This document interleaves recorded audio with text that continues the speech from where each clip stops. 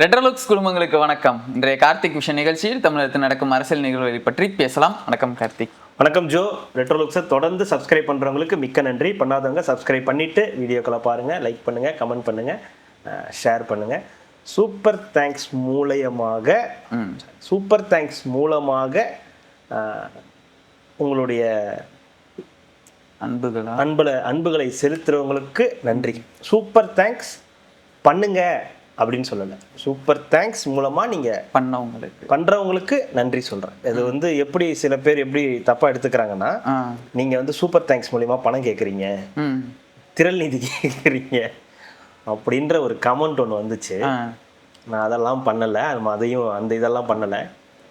அவங்க சில பேர் அவங்களா வாலண்டியராக சில சூப்பர் தேங்க்ஸ் மூலிமா சப்போர்ட் பண்ணுறாங்க. அப்படி பண்ணுறவங்களுக்கு நம்ம ஒரு தேங்க்ஸ் சொல்கிறோம். இவ்வளோதான், முடிஞ்சு போச்சு. அது என்னமோ நீங்கள் திரள் நிதி செய்கிறீங்க, பிச்சை எடுக்கிறீங்க, அதை பண்ணுறீங்க, இதை பண்ணுறீங்க அப்படின்னு. இது நெகட்டிவ் கமெண்ட்டு. இது உங்கள்கிட்ட அப்படி சொல்லணும் இல்லை, இது உங்க சொல்கிறவங்களுக்காக நான் சொல்கிறேன். இதுக்கப்புறம் நான் இதை சொல்ல மாட்டேன். இதை நான் நிறைய தடவை சொல்லிட்டேன். ஏன் என்னன்றதை சூப்பர் தேங்க்ஸ் மூலிமா நமக்கு ஒருத்தங்க இது கொடுக்குறாங்கன்னா நம்ம அவங்களுக்கு ஒரு நன்றி சொல்கிறோன்றது இது பேசிக். அதை தான் நம்ம பண்ணுறோம். அதே மாதிரி நிறைய பேர் கமெண்ட் பண்ணும்போது சொல்கிறாங்க, ஃபேமிலியோட உட்காந்து பார்க்குறோம், ஒரு நிமிஷம் முடிச்சிடலாம். அதில் ஒரு ஃபேமிலியோட பார்க்குறோம். நேற்று ஒரு கமெண்ட் படித்தேன், எங்கள் அம்மாவோட உட்காந்து பார்க்குறோம், அம்மா அப்பாலாம் ஃபேமிலியாக டிவியில் போட்டு பார்க்குறோம் அப்படின்ற மாதிரி சில பேர் கமெண்ட் பண்ணியிருந்தாங்க. நாங்கள் பார்க்கலனா கூட எங்கள் அம்மா பார்த்துட்டு இப்படி பேசுனாங்க, அப்படி பேசுனாங்க, இதெல்லாம் சொன்னாங்கன்ற மாதிரி சில பேர் சொன்னதாகவும் ஒரு கமெண்ட்லாம் படித்தேன். அதுதான் விஷயமே தவிர இது இல்லை, இந்த சூப்பர் தேங்க்ஸ் இல்லை விஷயம். இது பண்ணுங்கன்னு உங்களை யாரும் கம்பல்ஷனும் பண்றதில்லை, நீங்க பண்ணிதான் ஆகணும்னு சொல்றதில்லை, நாங்க எதுவுமே இது பண்றதில்லை. சில பேர் இது என்னன்றதை தெரிஞ்சவங்க அதை பண்றாங்க, அவ்வளவுதான். அதுக்கு தான் நன்றியே தவிர அதை தப்பா சில பேர் இது பண்ண போகிறாங்க. அதுக்காக சொல்ல வந்த விஷயம் இது. நீங்களும் ஒன்றும் பெருசாக எடுத்துக்க தேவையில்லை. இதுக்காக நீங்கள் இதுக்கு ஒரு கமெண்ட் பண்ணணும். நிறைய பேர் இது நம்ம இன்ஸ்டாலேயும் மெசேஜ் பண்ணுவாங்க, உங்களோட இது சொல்லுங்க, ஜிபே நம்பர் சொல்லுங்க, இல்லை இது சொல்லுங்க, கியூஆர் கொடுங்க, நாங்கள் இன்னைக்கு ஒருத்தவங்க ஃபோன் அடிச்சு ஆமாம் கொடுத்து தான் ஆகணும் அப்படின்னாங்க. அவங்ககிட்டயும் அதெல்லாம் ஒன்றும் வேணாம் பிரதர், நீங்கள் மேடம் இது மதுரையிலிருந்து இல்லை அவங்க எனக்கு சொன்னவருக்கும் சொன்னேன், அதெல்லாம் ஒன்றும் இல்லை சார், உங்கள் அன்பே போதுமானது அப்படின்னு தான் நம்ம சொல்கிறோமே தவிர ரொம்படியா அதான் வாங்குறவங்கள்ட்ட கேட்க மாட்டாங்க, வாயை திறந்து இப்படி இருக்கிறவங்கள்ட்ட எல்லாம் கேட்க மாட்டாங்க. அங்கே போய் கமெண்ட்லாம் பார்க்கணுமே, அண்ணா உனக்காக உயிரை கொடுப்பேன் அப்படின்பாங்க. நீ உயிரை கொடுப்பியோ, ஒரு பாக்கெட் தயிரை கொடுப்பியோ. போயிடலாங்களா? நேற்று அந்த டாபிக் நம்ம விட்டுட்டோம், விடலை. முடிஞ்சது, நம்ம இன்டர்வியூ முடிச்சதுக்கு அப்புறமேட்டு தான் வந்துச்சு இந்த நாகர்கோயிலில் லாக்அப் டெத் பேசிட்டு இருக்கும்போது வந்துருச்சு. அது எக்ஸாக்டா என்னன்னு தெரியல. ஏன்னா எதிர்கட்சி தலைவரே கூட சில காயங்கள் இருப்பதாக சொல்கிறார்கள் அப்படின்ற மாதிரிலாம் போட்டிருந்தாருன்றதுனால நம்ம அதை எடுக்கல. இந்த லாக்அப் டெத் நாகர்கோவிலில் நடந்த அந்த சபரிவர்மன் அப்படின்றது கன்ஃபார்ம் ஆயிருக்கு. அது அங்கதான் போலீசாரால் தான் அது நடந்திருக்கு அப்படின்றது உறுதியாயிருக்கு. உடனடியாக நடவடிக்கை எடுக்கப்பட்டிருக்கு. சம்பந்தப்பட்ட 3 காவலர்களும் சஸ்பெண்ட் செய்யப்பட்டிருக்காங்க, கைது செய்யப்பட்டிருக்காங்க, நீதிமன்ற காவலில் வைக்கப்பட்டிருக்காங்க அப்படின்றது ஒரு செய்தி. இது இம்பார்ட்டன்ட் நியூஸ். என்னன்னா இதுக்கு முன்னாடி நடந்த பல காவல்துறை மரணங்கள்ல இந்த அஜித் குமார் இதெல்லாம் நீங்க எடுத்துக்கிட்டீங்கன்னா அதுக்கு பல கதைகள் சொல்லிட்டு இருந்தாங்க. அது அப்படி ஆயிடுச்சு, இது அது அப்படி அவர் திருடிட்டாரு, வச்சுட்டாரு. அதாவது சம்பந்தப்பட்ட இறந்தவர் மேலேயே சில அலிகேஷன்ஸ் எல்லாம் வச்சிருந்தாங்க. அதுக்கப்புறம் நடந்த பல காவல்துறை மரணங்கள், வெளியிலேயே தெரியாத பல காவல்துறை மரணங்கள். இந்த ஆகாஷ்னு ஒருத்தர் இறந்தார்ல, ஒருத்தர் இந்த பட்டியலினத்தை சேர்ந்தவர் ஆகாஷ், இப்பதான் லேட்டஸ்டா தான் அவரோட கூட இது பண்ணாங்க. அந்த மாதிரி சம்பவங்கள்லாம் நிறைய நடந்திருக்கு. இந்த சம்பவத்துல நம்ம கண்டிக்க வேண்டிய விஷயம், இந்த ஆட்சி வந்ததுக்கு பிறகும் இந்த காவல்துறை மரணங்கள் தொடருது. காவல்துறையை கையில வச்சிருக்கக்கூடியவர் மாண்புமிகு முதலமைச்சர் திரு சிஎம் விஜய் அவர்கள், மாண்புமிகு முதலமைச்சர் விஜய் அவர்கள் இந்த துறையை கையில் வச்சிருக்கிறதுனால இதுக்கு அவரு தான் பொறுப்பேற்கணும். ஏன்னா காவல்துறையை அவர் கண்ட்ரோல்ல வச்சிருக்காரு. இதெல்லாம் நடக்கக்கூடாதுன்னு அவர் தொடர்ந்து சொல்லிக்கிட்டு இருக்காரு. கடந்த ஒரு எதிர்கட்சி தலைவராக அவர் இருக்கும்போது இந்த ஒரு கட்சி தொடங்கி கொஞ்ச நாள்லயே இதற்கு எதிராக அவர் மீட்டிங் எல்லாம் போட்டிருக்காரு. ப்ரொட்டஸ்ட் எல்லாம் கேட்குறாங்க, சாரி வேணாம் நீதி வேணும்னு கேட்டிங்களே, இப்போ என்ன கேட்க போறீங்க அப்படின்னு கேட்டுட்டு. அது இயல்பான கேள்விதான், அதை நம்ம தவிர்க்கவே முடியாது. ஏன்னா கடந்த ஆட்சியில் இதெல்லாம் நடந்திருக்குது. இந்த ஆட்சியிலும் இப்போ அது தொடரும் போது அந்த துறையை கையில அன்னைக்கு வச்சிருந்தவர் அன்றைய முதலமைச்சர் மு க ஸ்டாலின் அவர்கள், இன்னைக்கு அந்த துறையை கையில வச்சிருக்கிறவர் இன்றைய முதல்வர் திரு ஜோசப் விஜய் அவர்கள். அப்படின்னும் போது இந்த கேள்வியெல்லாம் அவரை பார்த்து கேட்கறதுன்றது எதுவும் தப்பு கிடையாது. ஆனா நடவடிக்கை அப்படின்னு பார்க்கும்போது இந்த உடனடி நடவடிக்கை எடுத்திருக்காங்க.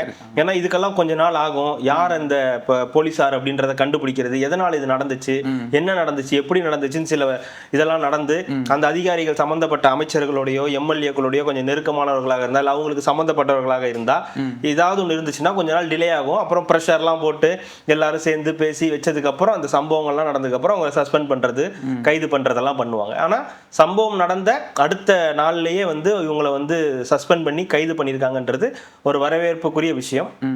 ஆனா இதை முதலமைச்சர் இது மாதிரி காவலர்கள் தொடர்ந்து செஞ்சாங்கன்னா அவருக்கும் இந்த கெட்ட பேர் கண்டிப்பா வந்து வரும். ஏன்னா இந்த காவல்துறையில நடக்கக்கூடிய மரணம் அப்படின்றது, லாக்அப் டெத் அப்படின்றது நம்ம ஊர்ல ரொம்ப சர்வசாதாரணமா நடக்கக்கூடிய ஒரு சம்பவமா போயிடுச்சு.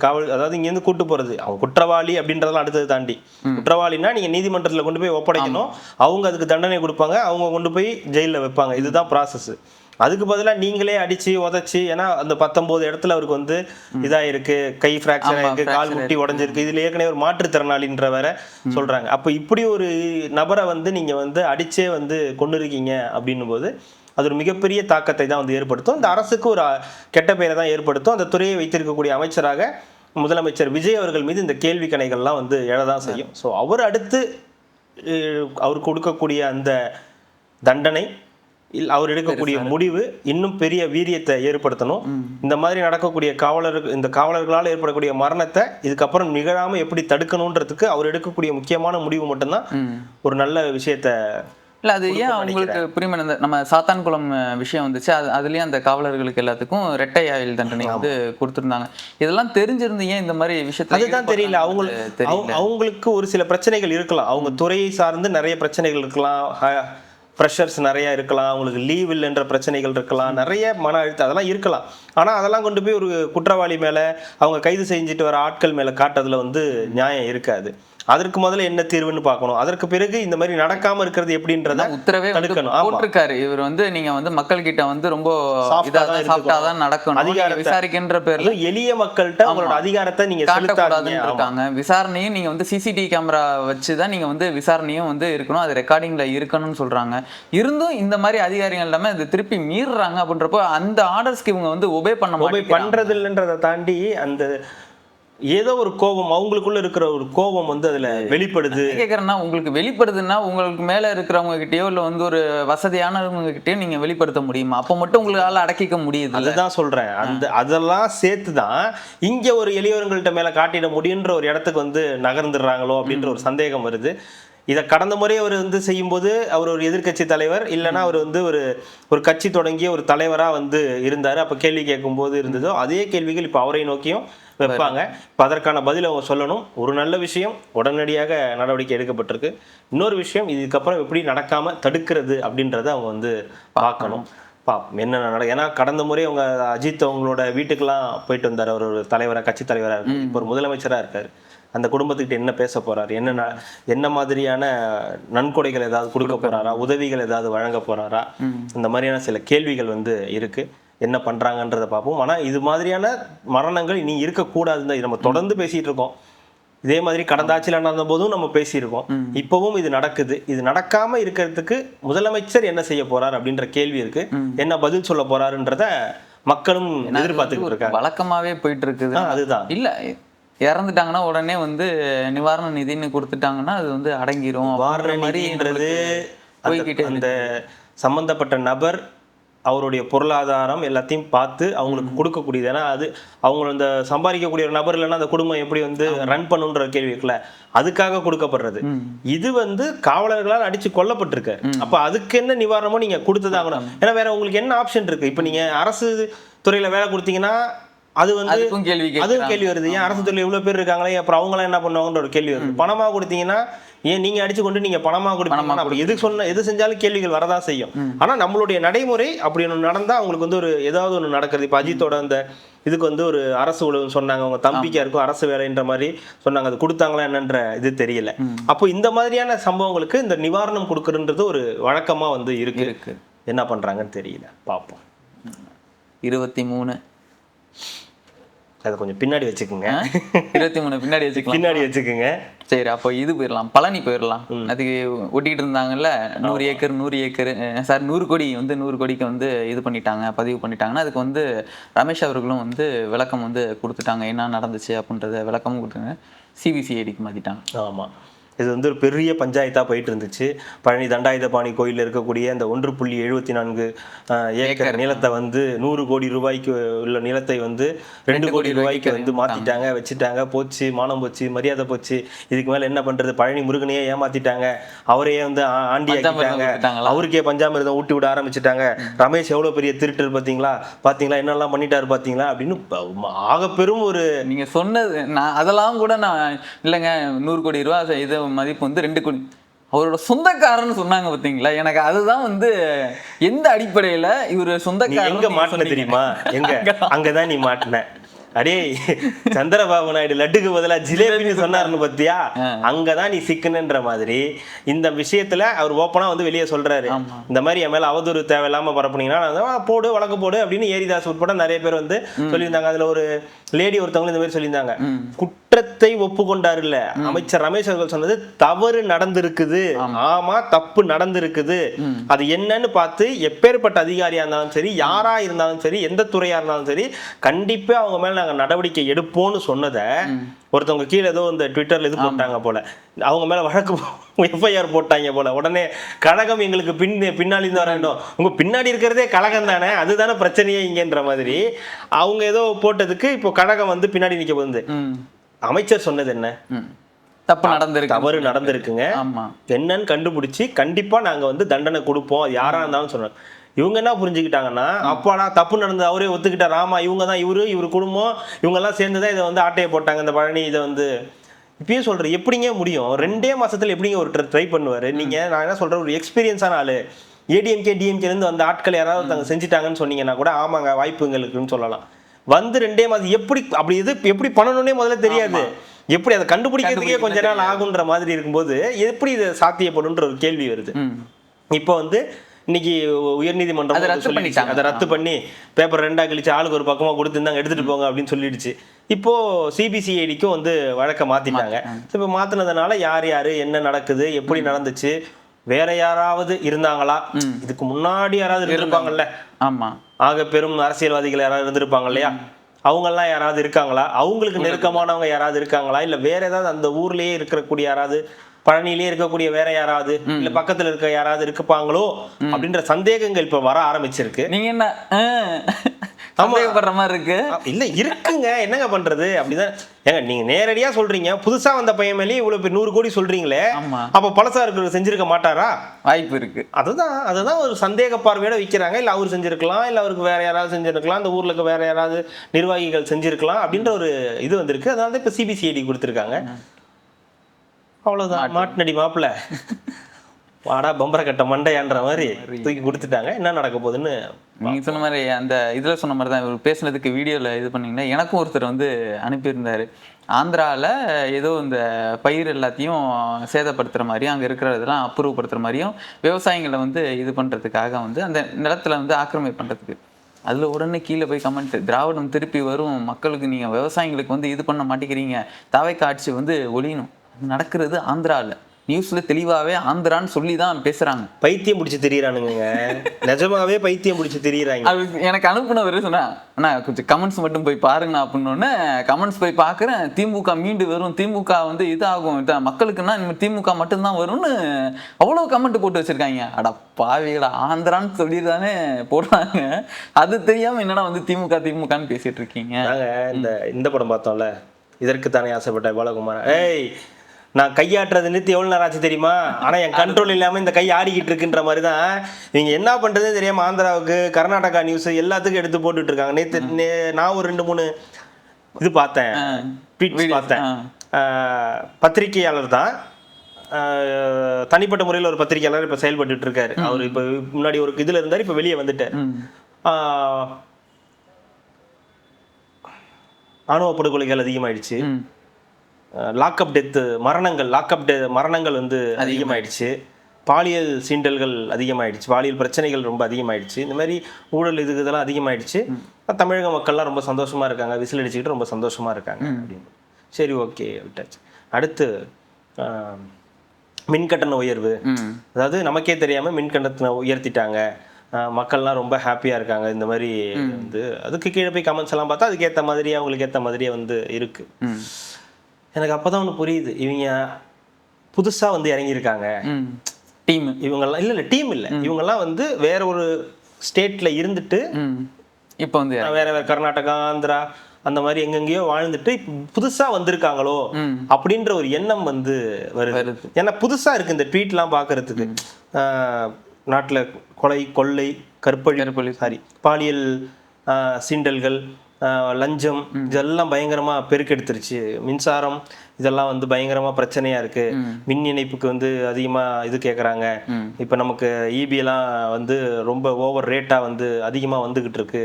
மக்கள்லாம் ரொம்ப கம்மியா இருக்குன்னு தான் சொல்லிட்டு இருந்தாங்க இபில. ஐயா இது கம்மியா இருக்கா அதிகமா இருக்கான்றது இனிமே வரும்போது தான் தெரியும். ஏன்னா இப்போ இதுதான் வந்திருக்கு ஃபர்ஸ்ட், இப்போ செகண்ட் இப்பதான் வரப்போகுது. இதுக்கப்புறம் தான் அதோட விஷயம் என்னன்னு நமக்கு தெரியும்.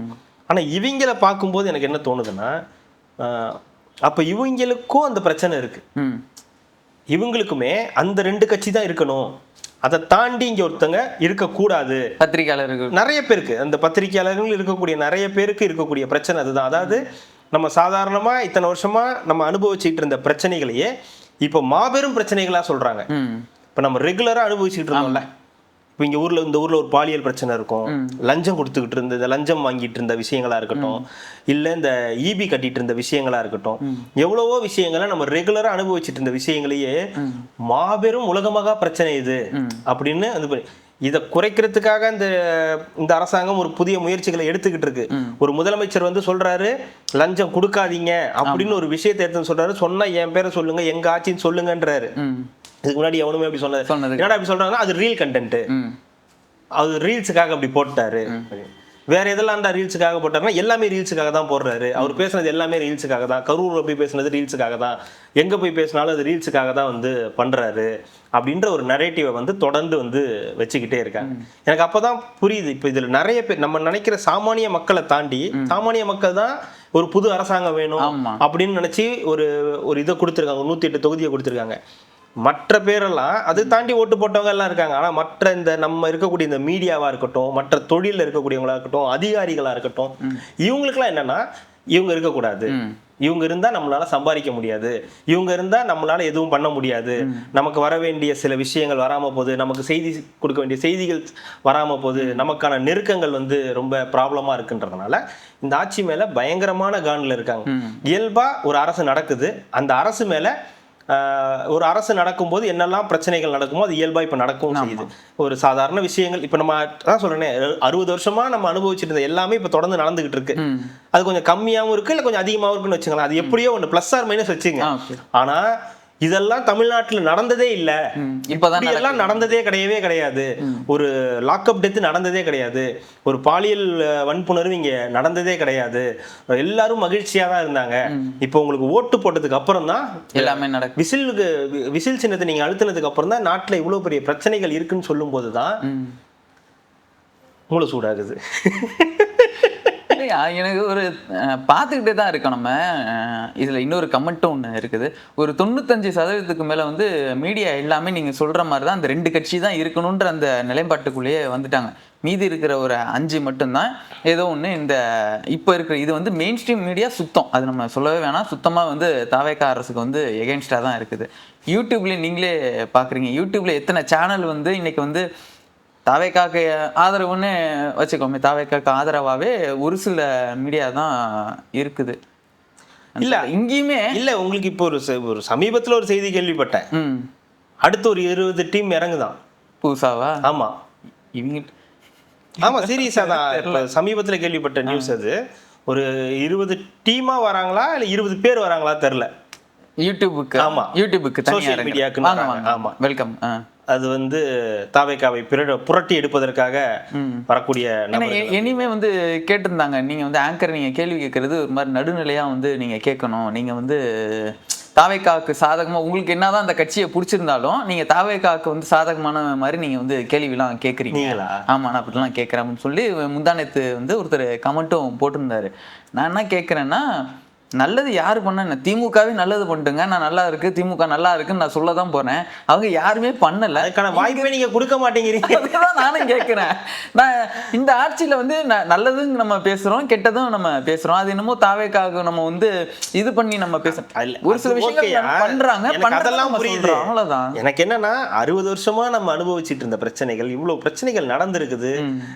இதை விட கொடூரமான எவ்வளவு சம்பவங்கள் நடந்துட்டு இருக்க நாட்கள்ல புதுசா இறங்கினவங்க இன்னமும் இப்பதான் இதுல இருந்து அந்த இது என்னது ஸ்பேஸ்ல இருந்து இறங்கினவங்க மாதிரி என்னது இவ்வளவு பிரச்சனைகள், என்னது இதாயிடுச்சா, என்னது பாலியல் வன்புணர்வு ஆகி போச்சா, என்ன சொல்றீங்க, நீ இதுக்கு முன்னாடி பார்த்ததே இல்லையா, இல்லையா எங்க இருந்து வரீங்கன்னா ஸ்பேஸ்ல இருந்து வரும். ஸ்பேஸ்ல இருந்து வரீங்களா, சரி அதனாலதான் உங்களுக்கு புதுசா, அதுதான் புதுசா இருக்கு, நீங்க கொஞ்ச நாள்ல சரியாயிடும் உங்களுக்குன்ற மாதிரி பண்றதுன்றதுதான் வந்து அதனாலதான் அருவருப்பா இருக்கு. மக்களே வந்து இறங்க ஆரம்பிச்சிட்டாங்க. நீங்க என்னதான் ஒரு செட் ஆஃப் இருந்தாலுமே இன்னைக்கு மக்கள் தானே தேர்ந்தெடுத்து. அவங்க சொல்லிட்டு அவங்க ஒண்ணுமே சொல்றது இல்ல, அவங்க கேக்குறாங்க அப்படியா சரிப்பா போப்பா புன்னகை அப்படின்ட்டு போயிடுறாங்க. அவங்க எங்களுக்கும் தெரியும் நீ கம்முனு கடை அப்படின்னு சொல்லி போயிடுறாங்க.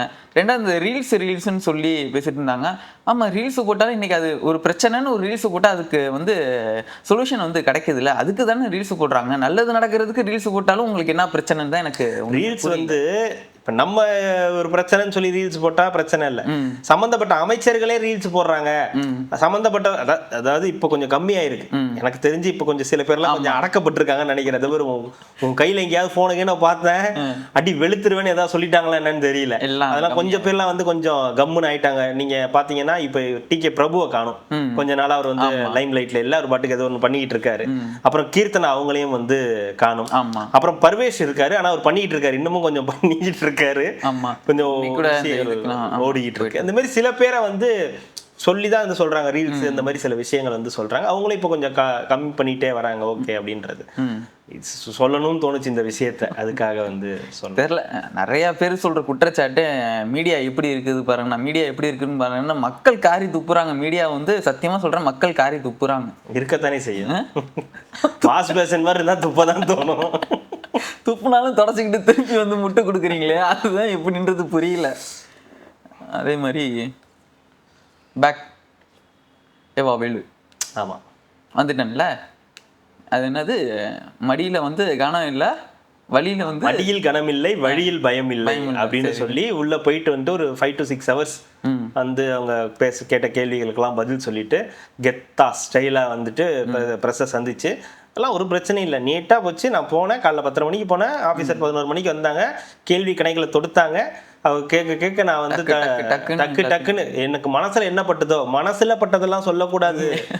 ஓகே சொல்லணும், என்ன நடந்துச்சோ அதை தான் சொல்லணும். நீங்க ரோடு போடலை, அதுக்கு பதிலாக காசு மட்டும் வாங்கியிருக்கீங்கன்னா கேஸு, அதை பத்தி மட்டும் சொன்னாலே போதும். உங்க மனசுல 1000 படம், முதலமைச்சர் அன்னைக்கு இருந்த முதலமைச்சர் அப்படி பண்ணாரு, எனக்கு அந்த டெண்டரை ஒதுக்கல, இந்த டெண்டரை ஒதுக்கல, எனக்கு கீழே உள்ளவங்க எப்படி பண்ணா அவன் அப்படி பண்ணா, அந்த மனசுல பட்டதெல்லாம் சொல்லக்கூடாது.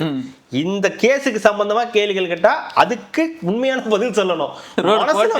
மனசுல வந்ததெல்லாம் சொல்லுவாரு. நீங்க மனசுல வந்ததெல்லாம் சொல்றதுக்குன்னா உங்க என்ன காதலியா? என்னவோ அது கேள்விக்கு மட்டும் பதில் சொல்லணும்னா கேள்வி கணக்கில் தொடுத்தாங்களாம். இவர் கேள்வி கணக்கில் வந்து தடுத்து நிறுத்தி அதுக்கான பதிலை வந்து கொடுத்ததா வந்து சொன்னாங்க. அப்புறம் நம்ம சிபிஐக்கு வந்து அப்போ இன்றைய முதலமைச்சர் போயிருந்தார் இல்லையா சிபிஐக்கு, இந்த இதுக்காக கரூர் கேஸுக்காக.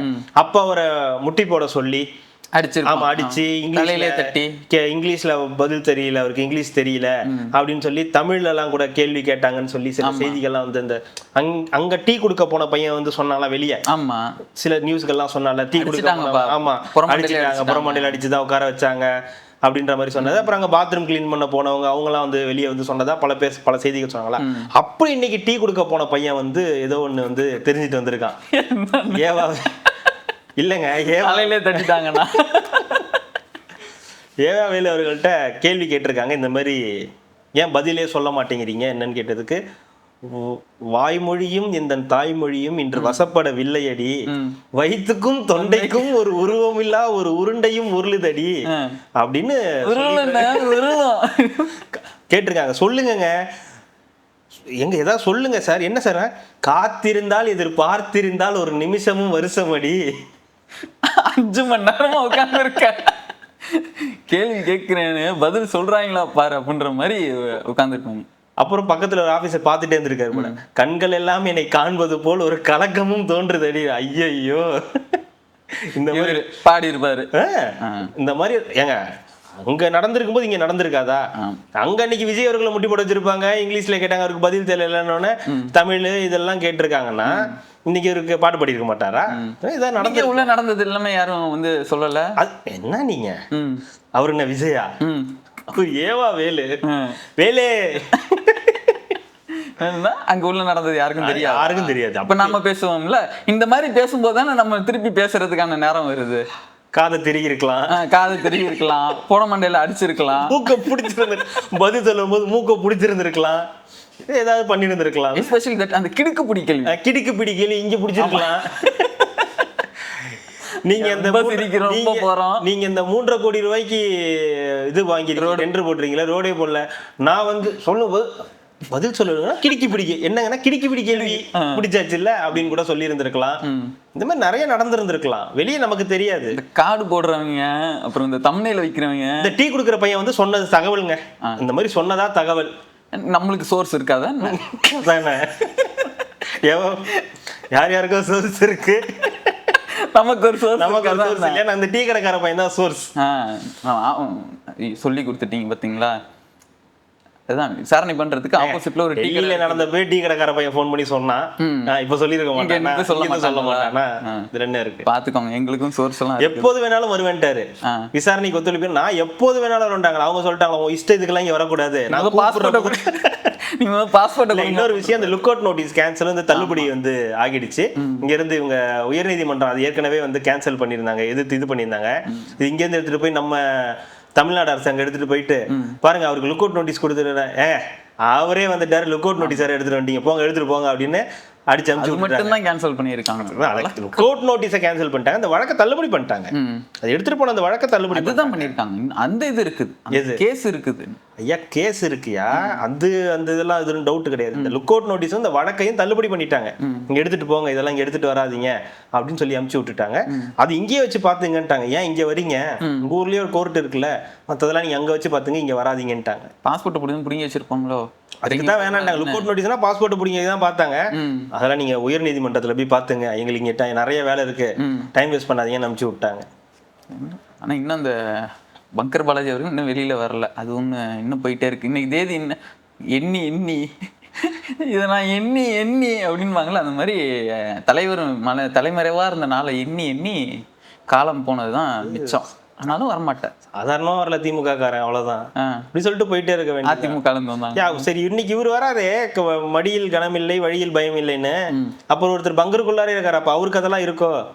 மடியில் கனம் இருக்கு, வழியில பயம் இருக்கு, அப்ப அப்படி எடுத்துக்கலாமா? ஏன்னா இவருக்கு கெத்தா அந்த ஸ்டைல இன்னைக்கு வந்து சொல்லிட்டு போறாரு, நான் சிங்கப்பூருக்கு போயிருந்தேன், நீங்க சிங்கப்பூருக்கு போயிருந்தீங்கன்றது எங்களுக்கு தெரியும், சும்மா சிங்கப்பூர் போனோம்னு சொல்லாதீங்க. சிங்கப்பூர் போனீங்க ரைட்டு, இப்ப வந்துட்டீங்க, நீங்க வந்துட்டீங்க, உங்களை மாதிரி இன்னொருத்தர் இருக்காரு, அவர் ஏன் வரலன்னு கேட்டா அவர் வந்து ஒன்லி லெட்டர் தான், கடிதங்கள் மூலமாவே, கடிதங்கள் மூலமா தான் பேசுறது, நேர டைரக்ட் ஸ்பீச் எல்லாம் கிடையாது, அதெல்லாம் கிடையாது, கண்டுபிடிச்சிருவீங்க, ஸ்ட்ரெயிட்டா லெட்டர் தான், தூக்கி போட்டு போயிட்டே இருப்பேன். யார் எடுக்கிறீங்களோ எடுத்துங்க. அது வேற ஃபயர் விட்டுனாங்க, நல்லா இருந்துச்சு அந்த போர்ஷன் அப்படின்னாங்க. அப்புறம் நேற்று வந்து ட்ரான்ஸ்ஃபர் பண்ணாங்கல்ல அருண் அவர்கள் வந்து டிவிஎஸ்சிலேருந்து இதுக்கு ட்ரைனிங், போலீஸ் ட்ரைனிங் இதுக்கு மாற்றினாங்க. இன்றைக்கி ஏதோ வந்து வருமான வரித்துறை ஏதோ சோதனைக்கு போயிருக்காங்க அப்படின்னு சவுக்கு சங்கர் அவர்கள் போட்டிருக்காரு. அவங்க வீட்டில் அவங்க ஒய்ஃப் மேலேயும் வந்து ஐஆர்எஸ்ஸாக வந்து இருக்காங்க, அவங்க மேலேயும் வந்து சில அலிகேஷன்ஸ் எல்லாமே நிறையா இருக்குதுன்றதுனால அங்கே வந்து சோதனைக்கு போயிருக்காங்க அப்படின்னு சொல்லிட்டு இவர் கார்டு போட்டு ஃபயர். அஃபீஷியலாக எதுவும் தெரியல, உண்மையாவே அஃபிஷியலா இன்னும் தெரிய வரல. மற்றபடி ஆனால் சொல்லியிருக்காரு பிரேக்கிங்னு சொல்லி அவர் போட்டிருக்காரு. மற்றபடி செய்தி சேனல்கள் அந்த மாதிரி எதுவும் வந்ததாவோ விசாரிச்ச வரைக்கும் அந்த மாதிரி இருந்ததா தெரியல. மேபி நடந்திருக்கலாம், அவர் அவருக்கு ரொம்ப நெருக்கன்றதுனால மேபி அவருக்கு தெரிஞ்சிருந்திருக்கலாம். அதனால அது வரட்டும், அது வந்ததுக்கு அப்புறம் நம்ம எதுக்காக ஏன் எதுக்குன்னா அவர் மேலே ஏகப்பட்ட பிரச்சனைகள் இருக்குங்க. அவர் உண்மையாகவே நிறைய சம்பவங்கள்லாம் பண்ணியிருக்காரு, பெரிய பெரிய சம்பவங்கள்லாம் நிறைய பண்ணிட்டாரு. இந்த ஏவாவேல் அவர்கள் சிங்கப்பூர் போனதுக்கு கூட காரணம் கூட அவருடைய நடவடிக்கைகள் தான் காரணம். அந்த ரைடு வர மேட்டரை வந்து அவர் கசிய விட்டுட்டாருன்ற மாதிரி சில விஷயங்கள்லாம் முதலமைச்சருடைய காதுக்கு போயிருக்கு. நிறைய விஷயங்கள் முதலமைச்சர் காதுக்கு இவர் பற்றின செய்திகள் நிறைய போனதுனால தான் இன்னைக்கு வந்து அவர் வந்து மாற்றப்பட்டிருக்காரு. அதனால தலைவன் வேற ரகம் அப்படிதான் எல்லாரும் வந்து சொல்றாங்க. அதனால தலைவனை வந்து தூக்கினதுல ஒன்றும் பெரிய தவறுலாம் ஒன்றும் கிடையாது. பிரேக்கிங் தெரியல, அவர் போட்டிருக்காரு, நியூஸ் வந்தா உண்மையா இருந்தா நடக்கும். அவர்கிட்ட லஞ்ச ஒழிப்புத்துறை வந்து போகுதுன்னா லஞ்ச ஒழிப்புத்துறை அதிகாரி ஏன் லஞ்சம் வாங்கியிருக்காரு? Obvious marvellous. இன்னைக்கு போலீஸ்காரர்களை கைது பண்ணலையா அந்த குற்றத்துக்காக? இன்னைக்கு போலீஸ்கார் கைது பண்றாங்க. இதுல என்ன இருக்கு? இன்னும் ஒரு டாக்டருக்கு இன்னொரு டாக்டர் ஊசி போடுறது, அவ்வளவுதான். இந்த ஒரு சாமியாருக்கு இன்னொரு சாமியார் சாமி ஆடுவாரு. இதெல்லாம் இயல்பு தானே. அதே மாதிரி இன்னைக்கு அந்த வாட்ஸ்அப் பெண் யாராவது வந்து லஞ்சம் வாங்கினாங்க, யாராவது லஞ்சம் கேட்குறாங்க அப்படின்ற மாதிரி இருந்துச்சுன்னா அந்த நம்பரும் வந்து கொடுத்துருக்காங்க. இந்த மாதிரி யாராவது லஞ்சம் கேட்டாங்கன்னா இந்த நம்பர். இது ரொம்ப நாளாக எதிர்பார்த்துட்டு இருந்தது. ஏன்னா அன்னைக்கு ஒரு கரூர்ல சொல்லும்போது லஞ்சம் கேட்டா ஏன் ஆச்சின்னு சொல்லுங்க, விஜய் ஆச்சின்னு சொல்லுங்க, உங்க அண்ணா ஆச்சின்னு சொல்லுங்க அப்படின்லாம் சொன்னாரு. அதெல்லாம் சொல்லலாம், சரி, யார்கிட்ட வந்து சொல்றது அப்படின்னு ஒரு கேள்வி இருந்துச்சு இல்லையா? இப்போ அதுக்கு ஒரு வாட்ஸ்அப் நம்பர் வந்து கொடுத்துருக்காங்க. அதை அந்த ஸ்க்ரீனில் போடுங்க. லஞ்சம் கேட்டார் புகார் அளிக்க அரசு அலுவலகங்களில் லஞ்சம் கேட்பவர்கள் மீது புகார் அளிக்க வாட்ஸ்அப் எண் வெளியீடு 9498180936 என்ற எண்ணை பயன்படுத்தி புகார் அளித்தால் உடனடி நடவடிக்கை என லஞ்ச ஒழிப்புத்துறை அறிவிப்பு அப்படின்னு சொல்லி ஒரு வாட்ஸ்அப் நம்பர், மெயில் ஐடி, அப்புறம் நார்மல் நம்ம இது இருக்குல்ல ஃபோன் நம்பர், அதுவும் வந்து கொடுத்துருக்காங்க. ஸோ இதை பயன்படுத்திக்கிங்க. யாராவது எங்கேயாவது கேட்டாங்க, உங்கள்கிட்ட லஞ்சம் கேட்குறாங்கன்னா பயப்படாமல் இந்த நம்பருக்கு சொல்லுங்க. அப்படி என்ன நடவடிக்கை எடுக்கிறாங்கன்றதும் செக் பண்ணலாம். ஏன்னா இது எப்படி ஒர்க் ஆகுது, ஏன்னா இது அரசு கொடுக்குறது எப்படி. ஒருத்தவங்க பண்ணாங்க இது மாதிரி, ஏதோ இந்த இதில் இறந்துட்டாங்க, அதுக்கு ஏதோ பதிவு பண்ணுறதுக்கு ஏதோ 10,000 ரூபாய் மேலே செலவாகும் அப்படின்ற மாதிரி, இதுக்கு என்ன பண்ணலாம்னு ஏதாவது சொல்லுங்கன்னாங்க. இந்த விஷயம் வேணா நீங்க ட்ரை பண்ணி பாருங்க. அதான் இந்த மாதிரி விஷயங்களை நீங்க அதுல வந்து ட்ரை பண்ணலாம். ஒரு நல்ல முன்னெடுப்பு, வாழ்த்துக்கள். ஏன்னா நம்ம ஊர்ல பெரிய பிரச்சனையா இருக்கிறது இந்த லஞ்சம். இப்படிதான் இது. ஏதாவது சாதாரண விஷயத்த கூட ஒரு டெத் சர்டிபிகேட் வாங்கணும், ஒரு பர்த் சர்டிபிகேட் வாங்கணும், ஒரு சாதி சான்றிதழ் வாங்கணும், சாதாரண ஏதாவது ஒரு விஷயம்னா கூட ஆதாருக்கு கூட வந்து அரசு கட்டணம் தாண்டி அதை வந்து கொஞ்சம் ஒரு இதுவா வந்து பண்றாங்க. அப்படின்ற பல பிரச்சனைகள் வந்து இருக்கு. ஜிஹெச்லையா இருக்கட்டும், நம்ம பேசின இந்த கவர்மெண்ட் ஹாஸ்பிட்டல் நடக்கக்கூடிய பிரச்சனைகளா இருக்கட்டும், இதெல்லாமே பெரும் பிரச்சனை தான். அதெல்லாம் வந்து முன்னெடுக்கிற மாதிரி இந்த விஷயங்கள் நடக்குது. ஒரு நம்பர் கொடுத்துருக்காங்கன்னு போது இதுக்கு பெரிய அளவுக்கு ரெஸ்பான்ஸ் இருக்கும். இதை வந்து எப்படி எடுத்துட்டு போறாங்கன்னு தெரியல. ஏன்னா இது நிறைய வரும், மூவியும் வந்து இந்த விஷயம் இதுல வந்து பொய்யான ஒரு சொல்ல முடியாது. அமைச்சர்கள் லிஸ்ட்லாம் கூட வரும். யாராவது இருப்பாங்கல்ல, இப்போ இந்த ஏடிஎம்கேல இருந்து வந்தவங்க, இந்த மாதிரி சில பேர்லாம் இருப்பாங்களா, அவங்கலாம் இன்னைக்கு இதுவா இருப்பாங்கல்ல, மினிஸ்டர், இது எம்எல்ஏ, அந்த மாதிரிலாம் இருப்பாங்களா, அவரு சில பேர் கேட்பாங்க. இல்ல அதிகாரிகள் நிறைய பேர் கேட்பாங்க. இல்ல எம்எல்ஏக்கள், இல்ல அமைச்சர்களுடைய அதிகாரிகள் இருப்பாங்கல்ல, அவங்கெல்லாம் கூட வந்து இதுல சிக்கிறதுக்கான வாய்ப்புகள் வந்து இருக்கு. இப்போ எதிர்கட்சி எம்எல்ஏவா இருக்காங்கன்னா இவங்க எப்படி ஆக்ஷன் எடுப்பாங்க? எதிர்கட்சி எம்எல்ஏவா இருந்தா எப்படி ஆக்ஷன் எடுப்பாங்க? தான் கட்சியாளுக்கு தான் ஆக்ஷன் எடுக்கணும் ஏதாவது கவர்மெண்ட்டுக்கு இருக்கான்னு இல்லையே. அது நீங்க செந்தில் பாலாஜி எந்த அடிப்படையில தேடிட்டு இருக்காங்க? அது நீங்க ஏவா வேலுமலை எப்படி ரைடு போனாங்க, அந்த மாதிரி தான். ஐயா இது அவங்களே வாங்க விடாம எப்படி தடுப்பாங்க? அவங்கள வாங்க விடாம தடுக்கிறது இல்ல. காமனா எங்க நடந்தாலும் அது ஒரு நம்பர். ஒரு 120 தொகுதியில அவங்க கூட்டணி கட்சி இவங்கள வந்து கண்ட்ரோல் பண்ணிக்கலாம். எங்கேயும் வாங்காதீங்க, இது பண்ணாதீங்கன்னு. மத்த தொகுதியில இருக்காங்கல்ல எதிர்கட்சியினர் வந்து தொகுதி இருக்காங்கல்ல, அந்த இடத்துல எப்படி கண்ட்ரோல் பண்ண முடியும்? அதுக்கு தான் நம்பர், எல்லாருக்கும் சேர்த்து ஒரு நம்பர் தான். அது யார் வாங்கினாலும் சரி, சேப்பாக்கத்தில் இருக்கிறவர் வாங்கினாலும் சரி, இல்லை இந்த பக்கத்தில் இருக்கவங்க வாங்கினாலும் சரி, இந்த தாவேக்கால இருக்கக்கூடிய யாராவது ஒருத்தர் வாங்கினாலும் சரி, எல்லாருக்கும் காமன் நம்பர் தான். இது உண்மையா, இது சரியா, இது நடந்திருக்குதான்றதை கண்டுபிடிச்சு அந்த துறை வந்து டிவிஎஸ்சி வந்து நடவடிக்கை எடுக்கும். அதுக்காக ஒரு நம்பர் கொடுத்துருக்காங்க. வாழ்த்துக்கள், வரவேற்கலாம். இது வரவேற்கிறீங்களா? இது வந்து மக்கள் வரவேற்பாங்களா? ஆமா. அதுக்கு ஆப்போசிட் டீம் ஒன்று இருக்குல்ல, என்ன தெரியுமா பண்ணியிருக்காங்க? தாவேக்கா ஆட்சியில் யாராவது லஞ்சம் கேட்டாங்க, கை நீட்டி லஞ்சம் கேட்டாங்கன்னா கையை வெட்டி நீங்கள் தலைமைச் செயலகத்துக்கு வந்து பார்சல் அனுப்புங்க, நாங்கள் பாராட்டுவோம் அப்படின்னு கார்டு தயார் பண்ணி போட்டுட்டு இருக்காங்க. எந்த பைத்தியக்காரன் அது? இந்த இருக்குது, நான் பொய்யெல்லாம் சொல்லலை, இருக்குது. அப்படி இல்லாமல் சொல்கிறானுங்க. அப்படி இல்லாமல் அவர் அப்படின்னு சொல்லியிருந்தாரு, சிஎம் அவர்கள் வந்து சொல்லியிருக்காருன்னு சொல்லி கார்டு ரெடி பண்ணி போட்டு. நல்லா சொல்கிறேன், அவங்க பைத்தியம் ஆயிட்டாங்க. அவனுங்க மே 4ஆம் தேதியே பைத்தியம் ஆயிட்டானுங்க. மே 10ஆம் தேதி இப்போ முக்கால்வாசி பைத்தியம் ஆயிட்டாங்க. இப்போ நடக்கிறதெல்லாம் பார்த்து முழு பைத்தியம் ஆயிட்டாங்க. நான் சொல்றேன், எல்லாம் ஸ்பேஸ்ல இருந்து வந்திருக்கானுங்க, எல்லாருக்கும் புதுசா இருக்கு. நல்லது ஒரு விஷயம் சொல்றாங்க, லஞ்சம் வாங்க கூடாது இதுன்னு சொல்றத கூட நீ ஒரு ட்ரோலா நீ எடுத்து நீ போடுறன்னா இப்போ, ஏன்னா நான் வாங்கிட்டு இருக்கேன்ல, அதனாலயா நான் வாங்கிட்டு இருக்கேன். எங்க ஆட்சியில எல்லாம் நடந்துகிட்டு இருந்துச்சு. புழக்கத்துல இருந்தோம், நாங்கெல்லாம் வலுவா இருந்தோம். பேக்கெட்ல வச்சோம்னா நல்லா பசேல்னு தெரியும். இப்ப தெரிய மாட்டேங்குதுல, இருக்க மாட்டேங்குதுல, கிடைக்க மாட்டேங்குதுல. அதனாலதான் நாங்க பைத்தியம் முடிச்சு தெரிஞ்சுக்கிட்டு இருக்கோம். எங்க போனாலும் ஐயோ பாத்தீங்களா இப்படி ஆகி போச்சு பாத்தீங்களா, இது வரைக்கும் ஒரு சம்பவம் நடந்திருக்கும் 60 வருஷத்துல, இந்த பாருங்க எப்படி ஆகி போச்சு பாருங்க அப்படின்னு எல்லாம் வந்து பேசுறாங்கல்ல, அந்த கும்பல் அப்படிதான் இருக்கு. அதுக்கு என்ன பண்றது சொல்றதுக்கு இல்ல. மாம்பாக்கம் அந்த அவர் என்ன ஊராட்சி மன்ற தலைவர் வந்து வீரா, ஒரு ஃபுல் நேம் வந்து வீராசாமி நீக்கிட்டாங்க. நம்ம உட்காரும் போது ஒரு விளக்கம் கொடுத்தாருல, கொடுக்கலாம். அவரு சிறப்பான விளக்கம்லாம் கொடுத்தாரு. ஜிபேல எப்படி ஜிபேல அது 2 பேமெண்ட் இன்ஸ்டால்மெண்ட்ல யாராவது லஞ்சம்னா டைரக்டா ஃபுல் அமௌண்ட் தான் வாங்கணுமா? ஏன் வந்து இதுவெல்லாம் வாங்க மாட்டாங்க, பார்ட் பார்ட்டாலாம் வாங்க மாட்டாங்க. ஜிபேலனா நீங்க தான் கொடுத்தீங்கன்னு அவர் பேசும்போது என்ன சொல்றாரு, வந்துட்டாங்க அவங்களுக்கு 30,000 ரூபாய் கொடுத்துருங்க அப்படின்றாரு. அதுக்கப்புறம் அந்த காசை கொண்டு போய் கொடுத்தாதான் அவர் கையெழுத்து போடுவாரு, அப்பதான் அவர் வந்து மோட்டருக்கு ஏதோ காயில் சுத்துவாரு அப்படின்னு சொல்றாரு. அப்புறம் பிடிஓவோ ஏதோ ஒருத்தர் கையெழுத்து போடணும், அப்பதான் அவர் கையெழுத்து போடுவாரு அப்படின்னு சொல்றாரு. அப்ப இவர் வந்து 2024 கட்சியில வந்து சேர்ந்திருக்காரு. அப்பதான் அந்த இதுல இருந்து திமுக இருந்து கட்சியில வந்து சேர்ந்து இந்த மாவட்ட இணை செயலாளரும் பொறுப்பாளர் ஏதோ ஒன்று வாங்கியிருக்காரு. அப்படி வந்தவர் இவரெல்லாம். ஸோ இந்த மாதிரியான நபர்கள் ஒன்றும் பண்ண முடியாது. இதெல்லாம் கட்சியை விட்டு நீக்க வேண்டிய, தாராளமா நீக்க வேண்டிய நபர்கள், எந்த டவுட்டும் கிடையாது.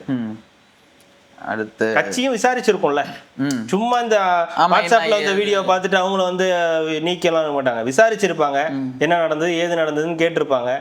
பொதுச் செயலாளருக்கு போயிருக்கோம், என்னப்பா அப்படின்னு இருப்பாரு. இல்ல தலைவரே லைட்டா இல்ல தலைவர் அது இல்ல தலைவரேன்னு அவருக்கு காதுல சுத்தலான்னு பார்த்துருப்பாரு.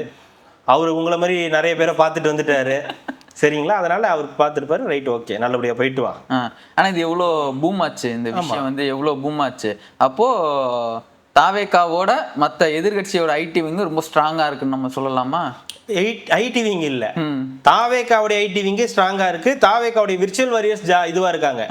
அவன் என்ன சொல்றான், இவனுக்கெல்லாம் நாங்க முட்டு கொடுக்க முடியாது, இதெல்லாம் தட்டி விடுங்க, இதெல்லாம் தமாசு பண்ணி விட்டுருவாங்க, தட்டி விடுங்க, இதுக்கெல்லாம் எங்களால வந்து உங்களுக்கு சப்போர்ட் பண்ண முடியாதுன்னு டைரக்டா CM of Tamil Nadu Bussy Anand, TVK party HQ எல்லாருக்கும் வந்து அடிச்சு விடுறாங்க. பாருங்க உங்க கட்சி இதுக்கு உங்களுக்கே நீங்க முட்டு கொடுக்க மாட்டேங்கிறீங்க, நாங்களாம் என்ன பண்ணாலும் கொலை பண்ணாலும் எது பண்ணாலுமே நாங்களாம் வந்து எப்படி வந்து முட்டு கொடுப்போம், இது இல்ல இது நாங்க அப்படி இல்ல இது இப்படி இல்ல நாங்க முட்டு கொடுப்போம். அண்ணனுக்கு ஒரு பிரச்சனைனா நாங்க இறங்கி அடிப்போம், அண்ணன் பிரச்சனை பண்ணா அண்ணனே அடிப்போம். அந்த கேட்டகரி அவங்கள்ட்ட போய் இந்த மாதிரி விஷயம் எல்லாம், அதாவது என்னன்னாயா இந்த ஜென்சி வீட்டுக்கு இது தெரியல அரசியல் தெரியல, அவன் ஒரே ஒரு ஃபோக்கஸ் தான் அவனுக்கு, இந்த கொள்கை கோட்பாடு இதுலலாம் அவனுக்கு ஐடியா இதெல்லாம் அதெல்லாம் கிடையாது. நல்லது செய்யணும், தப்புனா தப்பு, உன்னை நம்புறேன், நீ எனக்கு நல்லது செய்யணும், அதுக்கு தான் நான் உன்னை உட்கார வச்சேன், நீ அதை தான் பண்ணணும். நீ அங்க என்ன பேசுவ, கூட்டணி கட்சிகள்கிட்ட என்ன பண்ணுவ, அதெல்லாம் எனக்கு தேவையில்லை. நீ தான் ஆட்சியில இருக்க, நீ தான் சிஎம். நம்ம கட்சியில இந்த மாதிரி ஒரு பிரச்சனை வரக்கூடாது, அவன மாதிரியே நீ பிரச்சனை பண்ணக்கூடாது. சில பேர் இருக்காங்க, அதுக்குன்னு ஒரு டீம் இருக்கு சப்போர்ட் பண்றதுக்கு, அந்த டீம் விட்டுருங்க. ஆனா முக்கால்வாசி பேரு, அதுவும் இந்த தானா சேர்ந்த கூட்டம் இருக்குல்ல ஜென்சி வாரியர்ஸ், அவங்க வந்து இதுல சமரசம் பண்றதே கிடையாது. தப்புனா தப்பு, அவன் வேணாம், விஜயபாஸ்கர்கள் வேணானா வேணாம், அது தப்பு தான். நீ 1000 இது விளக்கம் கொடுத்தாலும் அது தப்பு தான். இவன் லஞ்சம் வாங்கியிருக்கான், வீடியோ ஆதாரத்தோட இருக்கு, எதிர்கட்சிக்காரன் கிழிக்கிறதுக்கு முன்னாடி நீயே அவனை வெளியே அமிச்சிடு, அது உனக்கு மரியாதை.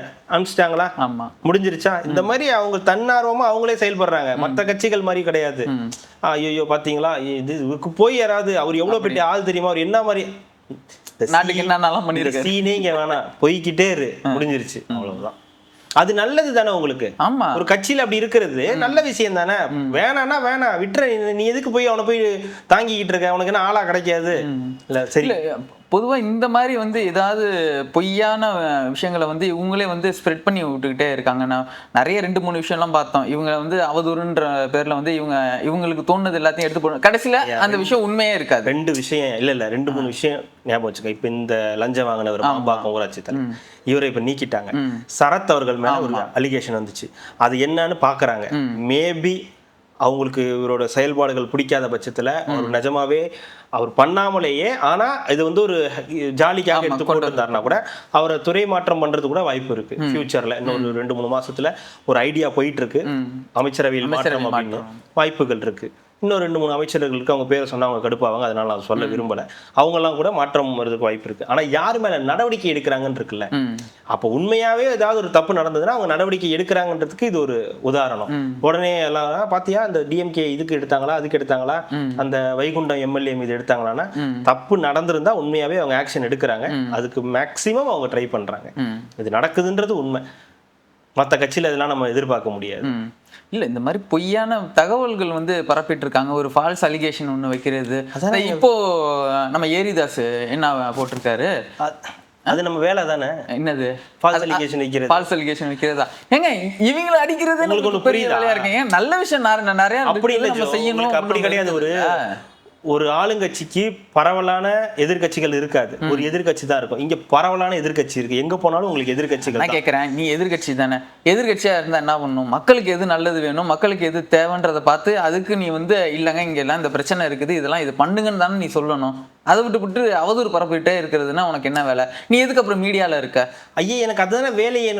எனக்கு கொடுக்கப்பட்ட அசைன்மெண்ட்டே அதானங்க. அவங்களை டார்ச்சர் பண்ணிக்கிட்டே இருக்கணும். அவங்களுக்கு அவங்க ஒரு ஏதாவது செய்ய போறாங்கன்னா அப்ப அதுக்கு முன்னாடி போய் இதை கொண்டு போய் வச்சாதான் அவங்க இதுக்கு பதில் சொல்லிட்டு இருப்பாங்க. அதை விட்டுட்டு இதுக்கு பதில் சொல்லிட்டு இருப்பாங்க. பாத்தீங்களா, நான் கேட்டதுக்கு நீங்க பதிலே சொல்லல, அப்போ நீங்க தப்பு பண்ணிட்டீங்க, அப்போ உங்களுக்கு பயம் அப்படின்னு வந்து செட் பண்றதுக்கான வேலைகள் வந்து நடந்துகிட்டு இருக்கு. அதை தான் பண்றாங்க. இப்போ இந்த கேஸ் இருக்குல்ல, இந்த பழனி தண்டாயுதபாணி இந்த கோயில் அந்த நில கேஸ், இப்ப அதை விட்டுட்டாங்க. இப்ப அடுத்ததுக்கு வந்தாச்சா, இப்ப அதுக்கு வந்து சிபிசிஐடி எல்லாம் வச்சாச்சுன்னா, ஏய் சிபிசிஐடி கூட்டத்தக்கலை நீ எங்க போ, லெஃப்ட் போ, ரைட் போ, ஸ்ட்ரைட் போன்னு எல்லாரும் போயிடுவாங்க. இப்போ அடுத்தது இப்ப நீங்க ஒண்ணு சொன்னீங்களே, என்னது? பாராசிட்டமால் வந்து சிறப்பு. நீங்க வந்து மோதிரம், பிறந்த குழந்தைங்களுக்கு மோதிரம் கொடுக்கறது ஒன்றும் பெரிய விஷயம் கிடையாது, நல்ல மருந்து கொடுங்க. இப்படி வந்து இந்த மருந்தை வந்து கொடுக்குறீங்க. அந்த பாராசிட்டமால்ன்றது பார்த்தீங்கன்னா 95% வந்து ஆல்கஹால் வந்து கலந்துருக்குது, அந்த சிறப்பில் வந்து கலந்துருக்குது. இந்த மருந்து வந்து நீங்கள் கொடுக்கவே கூடாது, இதெல்லாம் கொடுத்து நீங்கள் வந்து பிள்ளைகளை வந்து கெடுக்குறீங்க அப்படின்னு சொல்லி போட்டிருக்காரு. இந்த மே 10க்கு அப்புறம் வருதா, மே 4ஆம் தேதிக்கு அப்புறம் தான் அந்த பேராசிட்டமால் சிறப்புலாம் வந்துகிட்டு இருக்கா, இல்ல பல வருஷங்களா? ஆக்சுவலி அந்த மருந்து வந்து பேன் பண்ணிட்டாங்களாம் இங்க வந்து சம்பந்தப்பட்ட அந்த மருந்து. ஆமா, அந்த மருந்து இந்தியாவிலே பேன் பண்ணிட்டாங்களா? இல்ல கேரளால பேன் பண்ணிட்டாங்க. இருக்குது அது வந்து நாக்பூர் எங்க வந்து அங்க ஹிந்திக்காரங்க அங்க இருந்து வந்து தயாரிச்சு இங்கிட்ட வந்து இது பண்ற ஒரு மாதிரி டெண்டர் மாதிரி போட்டு கொடுப்பாங்க போல இருக்கு இந்த பேராசிட்டமால். இதெல்லாம் இது வந்து கேரளால வந்து இது பண்ணிட்டாங்க, பேன் வந்து பண்ணிட்டாங்களாம். இங்க தமிழ்நாட்டுல இது கிடையாது, நம்ம கொடுக்கறது இல்லைன்னு சொல்லிட்டாங்க. நான் சொல்லவா, இந்த பேராசிட்டமால் மருந்தை பத்திலாம் நமக்கு முதல்ல தெரியாது. அதுல 95% ஆல்கஹால்னு போட்டிருக்கு. அதுக்கப்புறம் ஏதோ V/Vன்னு போட்டிருக்கு, வால்யூம் டு வால்யூம்னு ஒன்று போட்டிருக்கு. அப்புறம் அதோட இது இவ்வளவு இருக்கணும், அப்படி பார்த்தா இது 9.5 தான் அப்படின்னு என்னென்னமோ சொல்றாங்க. அது நமக்கு ஃபுல் டீடைல் நமக்கு தெரியல. ஆக்சுவலி இருக்குன்னு தான் சொன்னாங்க. அதெல்லாம் ஒண்ணும் இல்லை, இருக்கும். ஏன்னா அந்த லிக்விட் ஃபார்ம்ல இருக்கறனால அந்த மருந்தோட தன்மை குறையக்கூடாதுன்றதுக்காக அந்த ஆல்கஹால், ஆமா ப்ரிசர்வேட்டிவ்னா ஆல்கஹால் வந்து அதிகமாக தான் இருக்கும். இதுன்னு இல்லை, எந்த டானிக் எடுத்தாலுமே அது வந்து அதிகமாக தான் இருக்கும் அப்படின்னு சொன்னாங்க.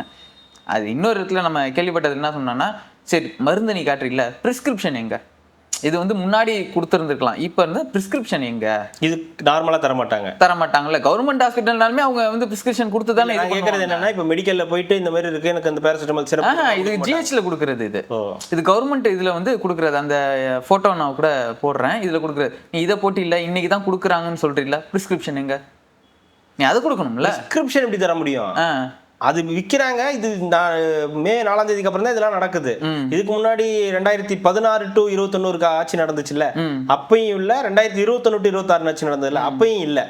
இப்ப இருக்கக்கூடிய முதலமைச்சர் தான் அவர் வரும்போதே பேராசிட்டமால் சிறப்பு தான் எல்லாருக்கும் கொடுக்கணும்னு கவர்மெண்ட் ஹாஸ்பிட்டல் கொண்டு போய் அவர் தான் கொண்டு போய் வச்சிருக்காரு.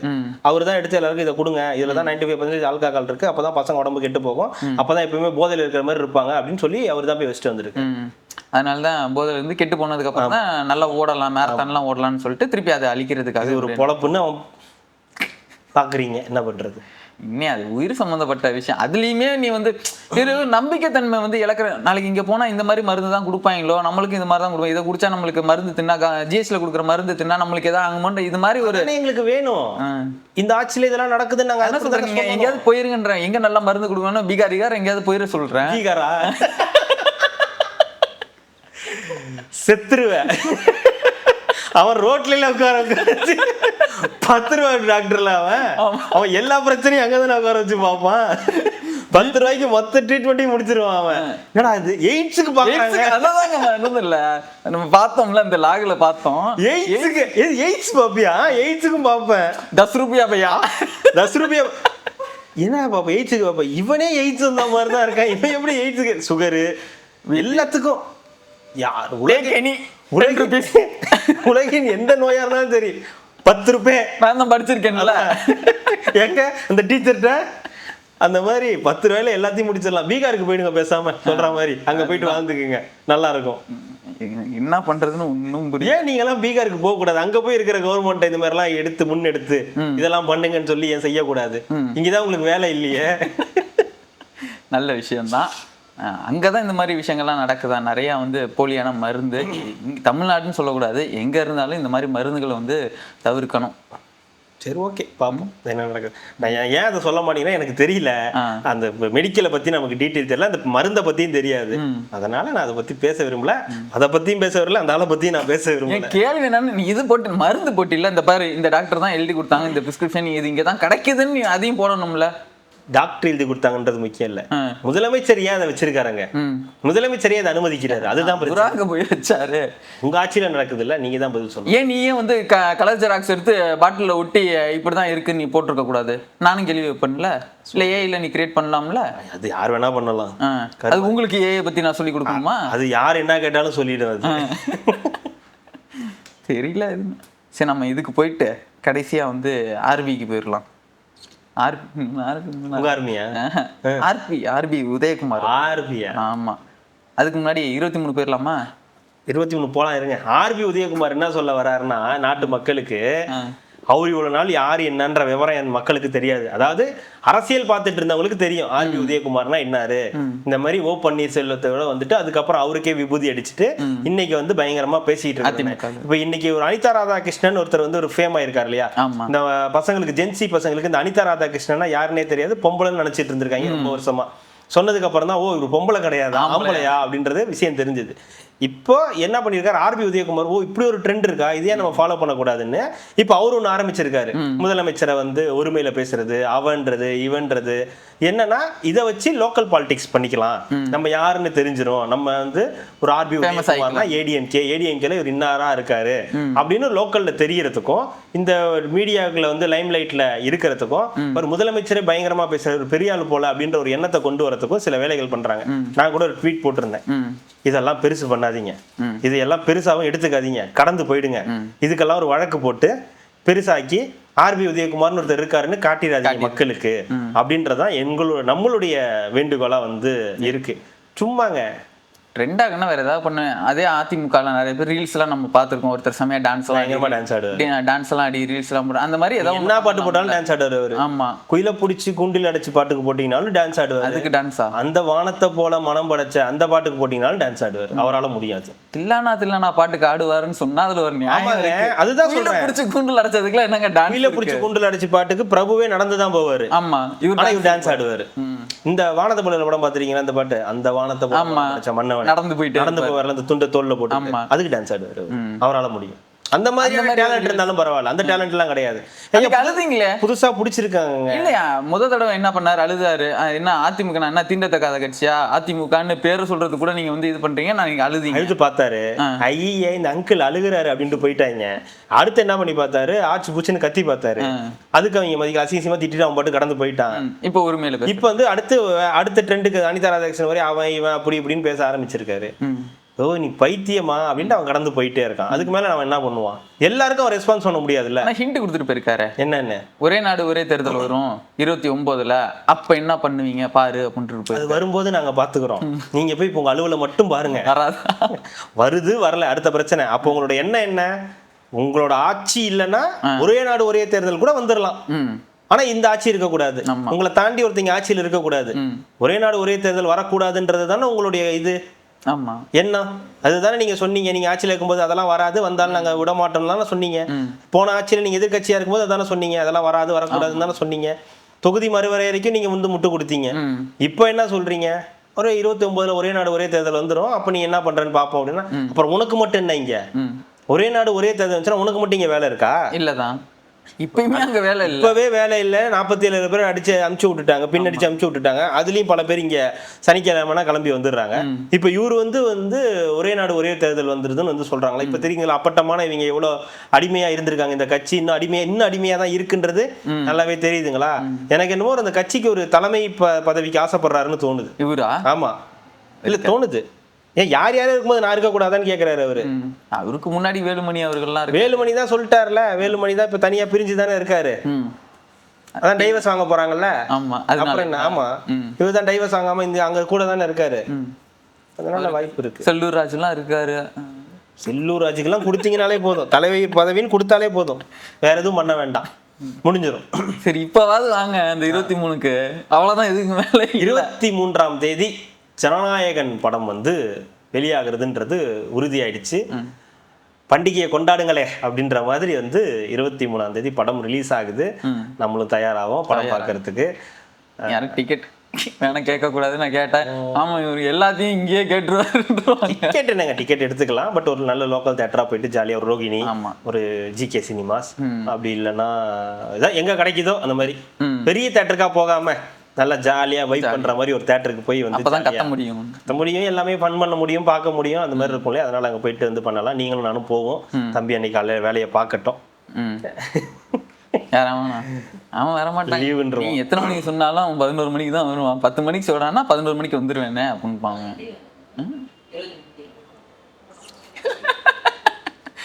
லாவணியா.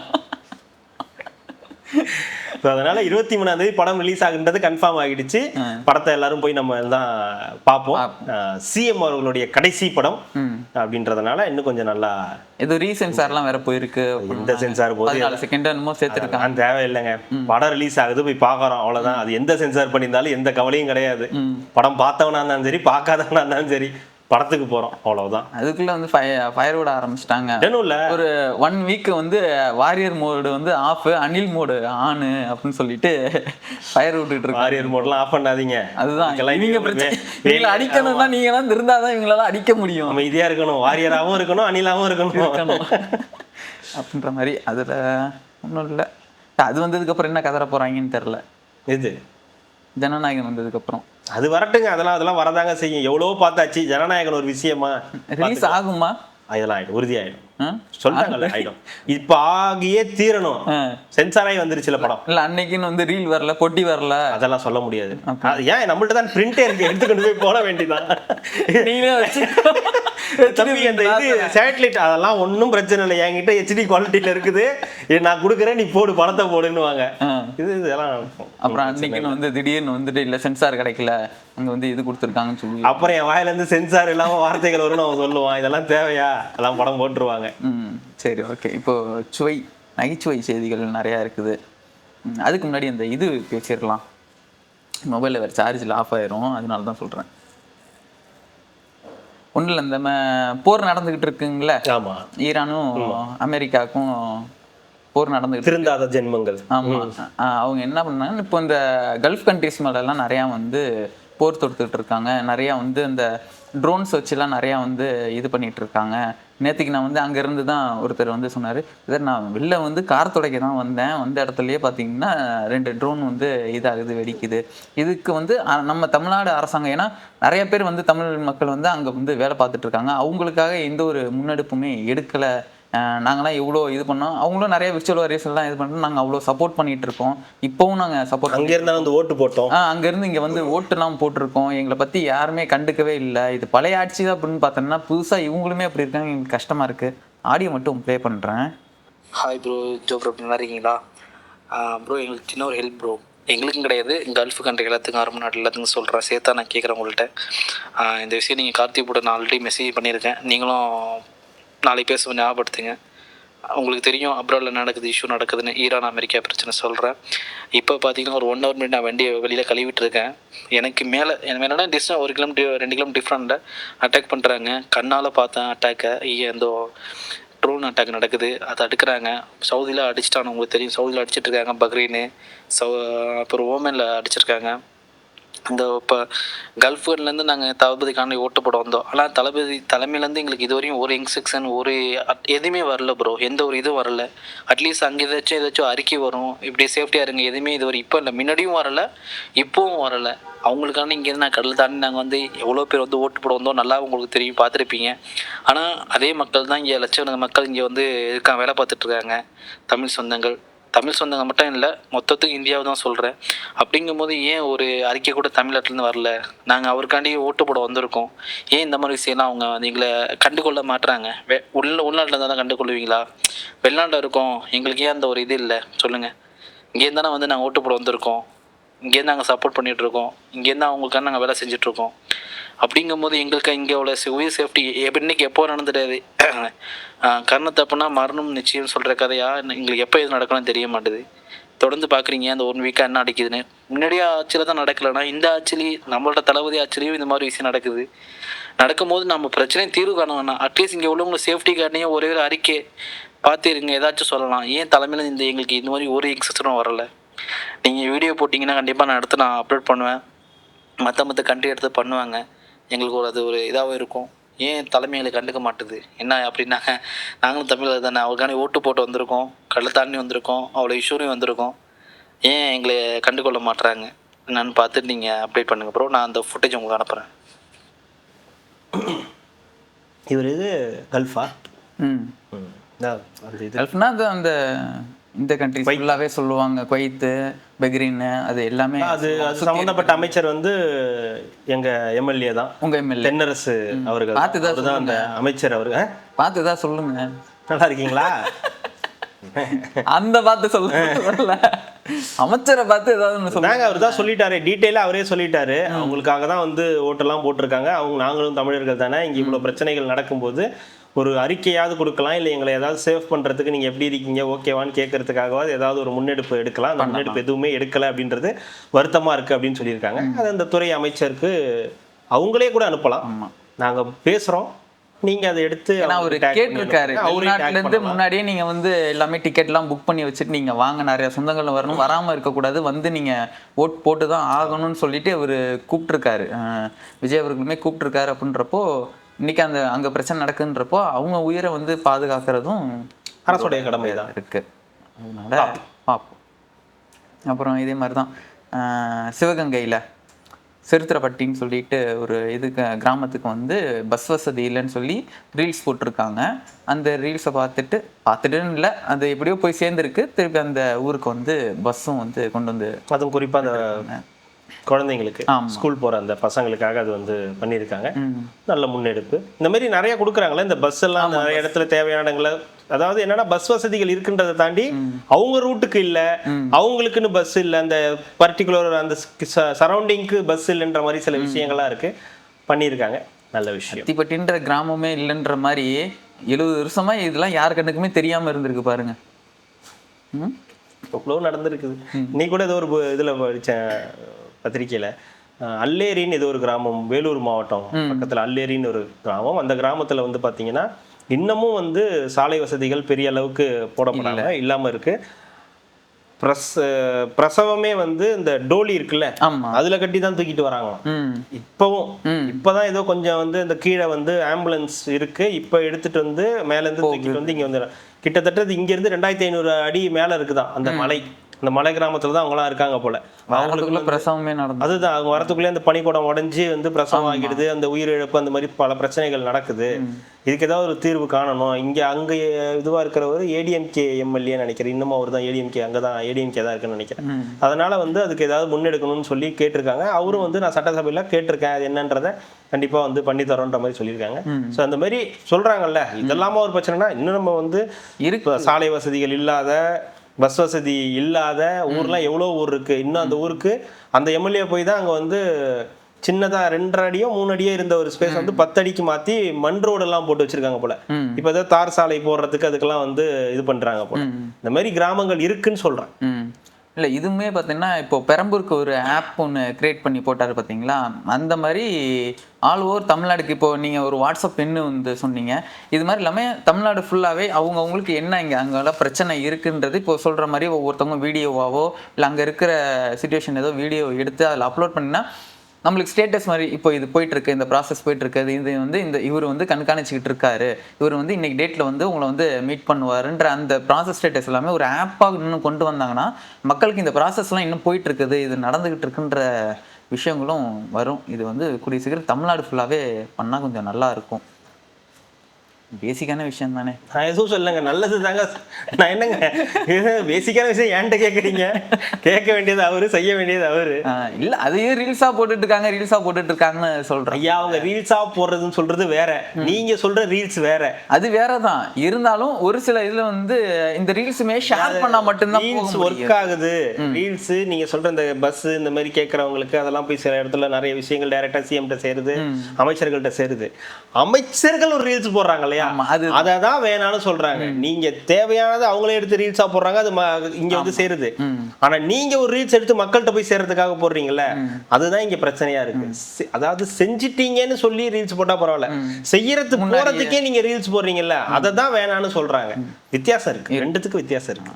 அதே மாதிரி நிறைய பேருக்கு இந்த மாதிரி ஏதாவது தேவைகளா வந்து கேட்கறாங்கன்னா அந்த மாதிரி ரீல்ஸ்லாம் இந்த டேக் பண்ணி வந்து ஷேர் பண்ண சொல்றேன். ஏன்னா ஒருவேளை உண்மையாலுமே அந்த தேவைகள் வந்து இருக்கலாம். ரொம்ப முக்கியமாக இந்த மாதிரி விஷயங்கள் இருந்துச்சுன்னா தயவு செஞ்சு ஒவ்வொருத்தவங்களுக்கும் ஷேர் பண்ணுங்க. நிச்சயதார்த்தம் நடந்திருக்கு, நடக்கும்ல. நாடு நாள் நிச்சயதார்த்தம், கல்யாணம், காது குத்துலாம் நடக்கதான் செய்யும். நாங்கள் ஒப்பாரி வைக்கல. ஏன் இது நிச்சயதார்த்தம் தானே, நிச்சயதார்த்தத்துக்கு எப்படி ஒப்பாரி வைக்கும்? என்னங்க எதுவாக இருந்தாலும் ஒரே மேடை தான், ஒரே மக்கள் தான். அவங்கெல்லாம் லண்டன் போன நேரமா பார்த்தா நாங்கள் நிச்சயதார்த்தமே பண்ணோம். உங்களுக்கு தெரியாதா? அவங்கெல்லாம் லண்டன் எப்போ போவாங்கன்னு காத்திருந்தானே நாங்க நிச்சயதார்த்தமே பண்ணோம். என்னங்க கழகத்தோட பொதுச் செயலாளருங்க. சரி, உங்க பேத்திக்கு வந்து நிச்சயதார்த்தம். மத்த வீட்டு கல்யாணத்துல போய் வச்சு இது பண்ணா பிரச்சனை கிடையாது. இங்க வந்து நீங்க ஏதாவது நல்ல நாள்ல வந்துட்டு ஆச்சா போச்சான்னு நீங்க சொல்லிட்டு இருந்தீங்கன்னா அது விளங்குமா? நாள் குறிச்ச மாதிரி ஆயிரும் நிச்சயதார்த்தத்துக்கு, தப்பா போயிடும்ல. அதனால வந்து நடந்திருக்குது. மாபெரும் கட்சியுடைய தூண், பொதுச் செயலாளர், பத்திரிகையாளர்களின் ஃபேவரட், மற்ற நகைச்சுவை மன்னர், மாற்று கட்சியினரை மதிக்க தெரிந்த ஒரே மாமனிதர், சொல்லிடாதீங்க இல்லங்க, திமுக கண்டெடுத்த பவளமுத்து, என்ன வேணாலும் நீங்க வச்சுக்கலாம். அதுவும் கூட்டணி கட்சியினருக்கு ரொம்ப மிக நெருக்கமானவர். அவர் கொடுக்குற மரியாதையில கூட்டணி கட்சியினர்லாம் இப்பவும் யோசிக்கிறாங்களா அங்க போயிடலாமே அப்படின்னு வந்து யோசிக்கிற அளவுக்கு இருக்கக்கூடிய ஒரு மாபெரும் மனிதர். அந்த மனிதருடைய பேத்திக்கு வந்து நிச்சயதார்த்தம். அப்படி சொல்லணும்னா கதிரானந்த் அவர்களுடைய பொண்ணு அவங்களுக்கு வந்து நிச்சயதார்த்தம். ரொம்ப வெகு விமர்சையாக வந்து. அவரு பேரை சொல்லுங்க, இவ்வளவு சொல்லிட்டு அவர் பேரை சொல்லாம இருக்கீங்க. கதிரானந்த் தானே? அவங்க அப்பா பேரை சொல்லுங்க. துரைமுருகன். அதை சொல்லாமே துரைமுருகன் பேத்தின்னு தானே சொன்னேன். துரைமுருகன் அவங்களுடைய பேத்தியும் கதிரானந்த் அவங்களுடைய மகளுடைய நிச்சயதார்த்தம் அப்படின்றது நல்ல சீரும் சிறப்புமாக சனாதனம் பேசுவாங்க, பண்ணுவாங்க இல்லையா, அதுதான் ஐயர்கள். அவங்கள வச்சு இந்த நிச்சயதார்த்தம் வந்து நடந்திருக்கு அப்படின்றது திராவிட கட்சிகளால ரொம்ப போற்றப்பட்டுக்கிட்டு இருக்கு. திராவிட கட்சியை சேர்ந்த திராவிட முன்னேற்ற கழகத்தை தாண்டி திராவிட கழகங்கள் இருப்பாங்க இல்லையா, வீரமணி அவர்கள், மதியாரி அவர்கள், இந்த மாதிரி இருக்கக்கூடிய நபர்கள்லாம் ரொம்ப சந்தோஷமா இருக்காங்க. பார்க்கவே நல்லா இருக்கு, இப்படிதான் இருக்கணும், நாங்க ஊருக்குள்ளார போய் பேசுவோம், எங்கள்கிட்ட நாங்க வந்து சொல்ல மாட்டோம்னா இதுதான் பிரச்சனையே. நீங்க இந்த ஊருக்குள்ளார போயிட்டு இந்த சட்டமன்றத்துல போயிட்டு சனாதனம் வீழ்க, சனாதனத்தை ஒழிப்போம், கொசு பேட்டை வச்சு அடிப்போம், கிரிக்கெட் பேட்டை வச்சு அடிப்போம், நீங்க பேசுறதுக்கு முன்னாடி வீட்டுக்கு அப்படியே லெஃப்ட் கட் பண்ணி அப்படியே போய் சொல்லணும் இதெல்லாம் தப்பு, இவங்களெல்லாம் வச்சு பண்ண. நம்ம எப்படி சொல்ல முடியும்? நம்ம வீட்டுல தான் அப்படி இருக்காங்களே, நம்ம வீட்டு ஆளுங்களே தான் ஒட்டக பூஜை எல்லாம் பண்றாங்களே. அங்க போய் நம்ம ஒரு பெரியார் போட்டோ கொடுத்துருந்தா தெரிஞ்சிருக்கும், தூக்கி போட்டிருப்பாங்க. பெரியார் போட்டோ கொடுத்துருந்தீங்கன்னா ஐயர் முதல்ல வாங்கி அதை தான் இதுல போட்டிருப்பாரு. அவரு தான் போட்டு வேற யார் போடுவாங்க? அதையும் சரி பரவாயில்ல எரிட்டு இருப்பாங்க, அவங்கள வேற என்ன சொல்லுவாங்க? ஏங்க இதுதான் சொல்றேன், ஊருக்கெல்லாம் நீங்க பாடம் எடுக்கிறீங்களா, முதல்ல உங்களுக்கு எடுங்க. உடனே ஒரு வியாக்கியானம் வச்சுட்டு வர்றது, இவங்க ஊருக்குள்ளார போயிட்டு அவா இவான்றது எல்லாம் பேசுறது, இது மட்டும் வந்து தனியா இங்க வந்து செய்யறது. அப்ப கடுப்பாவனா மாட்டானா? அப்ப நீங்க இதெல்லாம் பேசும்போது மற்றவங்களுக்கு எரியுமே. சனாதனம் தான் நம்மளுடைய முதல் எதிரி, RSS தான் நம்மளுடைய இரண்டாவது எதிரி, இவங்க தான், இந்த கும்பல் தான் நம்மளுடைய மூணாவது எதிரி, மோடியும் அவங்களும் இவங்களும்னு பேசுறீங்களே. சனாதனத்தை ஒழிப்போன்றீங்க, கொசு போலன்னு சொல்லி ஊர் முழுக்க போயிட்டு நீங்க அடி வாங்கிட்டு வந்திருக்கீங்க. இன்னைக்கு அதே ஆட்களை வச்சுதானே நீங்க வந்து கல்யாணம் பண்றீங்க. இதை மட்டும் எப்படி விமர்சிக்காம இருக்க முடியும்? இது அவங்களே ஏத்துக்க மாட்டாங்க, அந்த கட்சியில இருக்கவங்களே ஏத்துக்கிறது கிடையாது, எதிர்க்கதான் செய்யறாங்க. அவங்களுக்காக பேசக்கூடிய ஆட்களே எதிர்க்கதான் செய்யறாங்க. என்ன எதிர்த்தாங்க? அப்பெல்லாம் ஒண்ணு எதிர்க்கல, டான்ஸ் ஆடினாங்க, எல்லாருமே ஆடதான் செய்வாங்க. அதுலயும் ஒருத்தர் பாத்தீங்களா, ஆட்டமா இருந்துச்சு. ஆட்டத்தை விடுங்க, அதுலயும் ஒருத்தர் இந்த இதெல்லாம் போட்டிருந்தாரு, நகையெல்லாம். நான் பார்க்கும்போது கர்ணன் நினைச்சேங்க. அவர் என்னங்க ஒரு சாதாரண ஒரு நிர்வாகியா இருப்பாருன்னு நினைக்கிறேன், ஏதோ ஒரு இதுவா இருப்பாருன்னு நினைக்கிறேன். நாங்களே எளிய முறையில கல்யாணம் பண்ணியிருக்கோம். ஏங்க பொண்ணுகளை ஒரே எளிய முறையில நிச்சயதார்த்தம் பண்ணி பொண்ணு மாப்பிள்ளை மாமியார் மாமனார் 2 பக்கம் இல்ல சம்பந்திய கழுத்துல கூட அந்த நகை இருக்காதுங்க. எவ்வளவு அரண்டு போயிடுவீங்க நீங்களாம். 1 கிராம் நகை வாங்குறதுக்கு நம்ம படுற பாடு. இன்னைக்கு வந்து இந்த 1.5 லட்ச ரூபா ஒரு நிர்வாகி லஞ்சம் வாங்கிட்டான்னு ஒரு பக்கம் இந்த பக்கம் பேசிக்கிட்டு இருக்காங்க. இந்த பக்கம் 100 கோடி ரூபாய் ஆட்டையை போட்டான்னு ஒரு பக்கம் இதுவே பண்ணி விட்டாங்க. போச்சு 100 கோடி ரூபாய் வாங்கிட்டீங்க, இதுக்கப்புறம் அவ்வளவுதான் ரமேஷ் அப்படி இப்படின்னு பேசுறீங்க. ஆனா இந்த பக்கம் பார்த்தா அடேங்கப்பா, ஏன் ஒரு மனுஷன் உழைச்சி சம்பாரிச்சு ஒரு பவுன் செயின் போடக்கூடாதா? உழைச்சி சம்பாரிச்சு 1 பவுன் தாங்க போட முடியும். இது இருக்கும் போடுங்க 100 பவுனு 500ன்னாங்க. 500 இங்க பாருங்க. டாக்டர் போய் அது பதில் குத்தாட்டம் போட்ட காணொளி. அது இந்த பாட்டு தான் எனக்கு ரொம்ப பிடிச்சிருந்தது. காப்பிரைட் அடிக்க போதியா?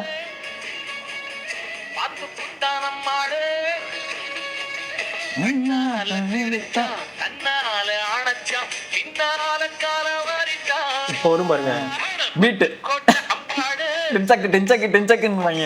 அதான் டான்ஸை பார்க்கணுமே. பா வாங்கி போட்டு குத்துன்னு குத்திருக்காங்க. அதை விட அவர் ஆடினதான் இன்னும் பயங்கரமா இருந்துச்சு. எம்பி ஆடினது இன்னும் நல்லா இருந்துச்சு.